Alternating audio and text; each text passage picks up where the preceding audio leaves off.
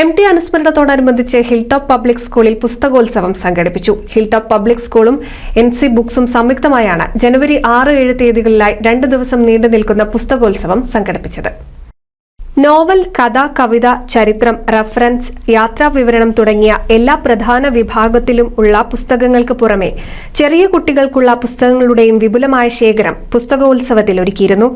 പുസ്തകോത്സവത്തിൽ ആയിരക്കണക്കിന് വ്യത്യസ്തമായ പുസ്തകങ്ങളുടെ ശേഖരമാണ് വിദ്യാർത്ഥികൾക്കായി ഒരുക്കിയിരിക്കുന്നത്. MTയുടെ പുസ്തകങ്ങൾ അടങ്ങിയ MT പവലിയനായിരുന്നു പുസ്തകോത്സവത്തിന്റെ പ്രധാന ആകർഷണങ്ങളിലൊന്ന്.